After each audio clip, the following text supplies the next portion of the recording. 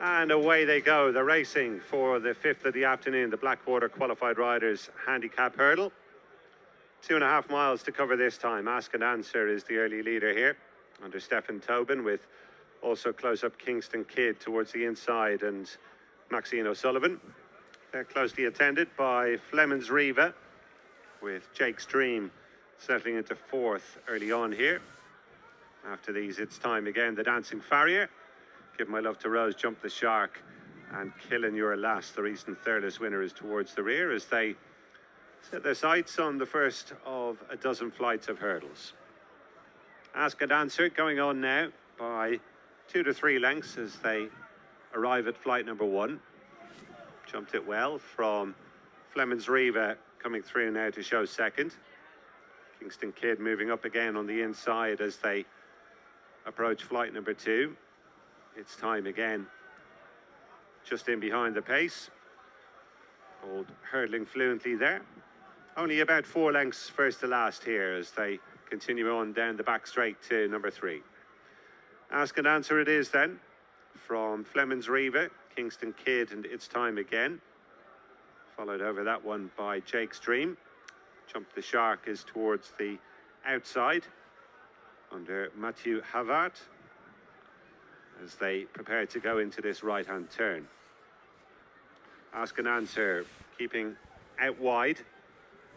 Still showing just about in front to Kingston Kid, who's hugging the rail, with in between horses Fleming's Riva and It's Time Again.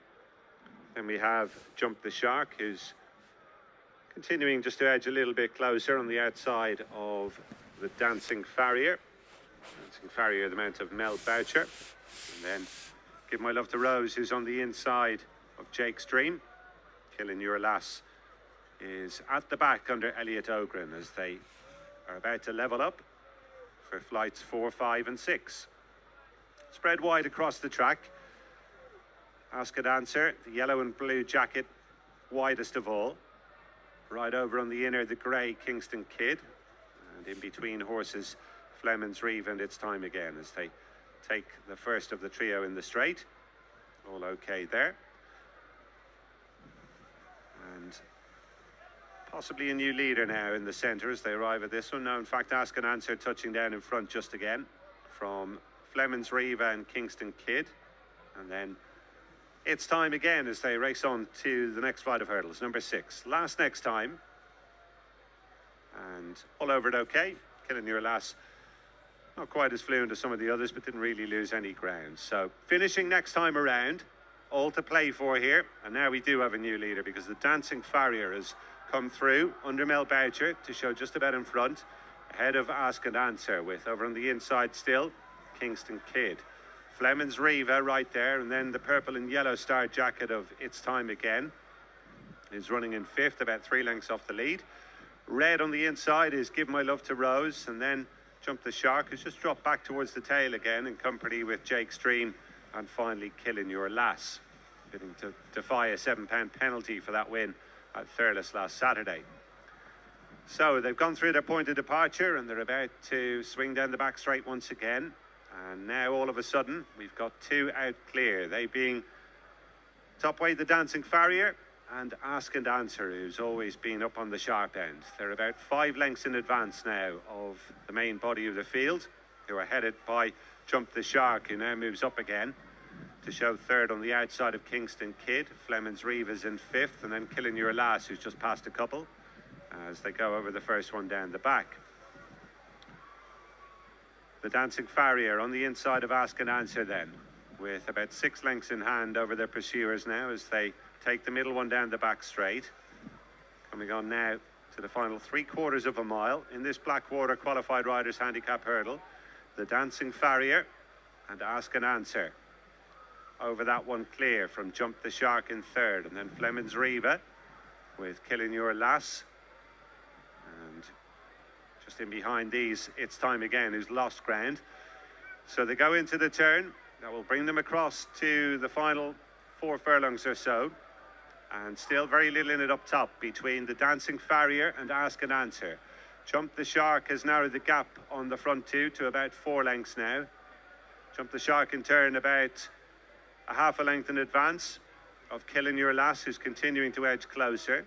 And then Fleming's Riva, Kingston Kid, a couple of lengths to Jake's Dream. It's time again.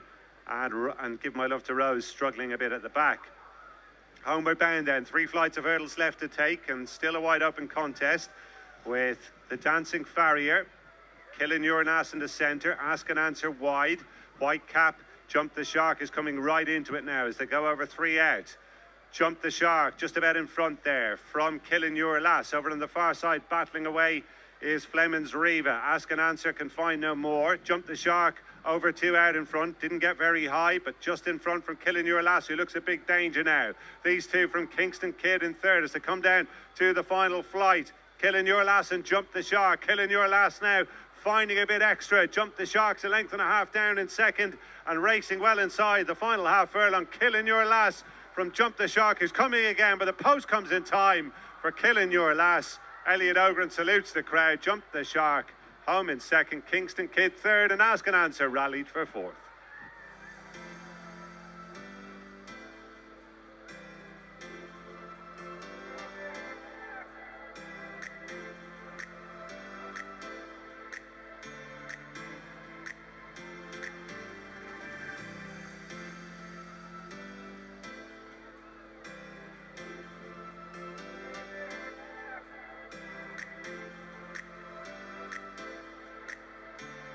Well, I'm delighted to be joined now by Elliot Ogren, who's just ridden Killing Your Lass to victory.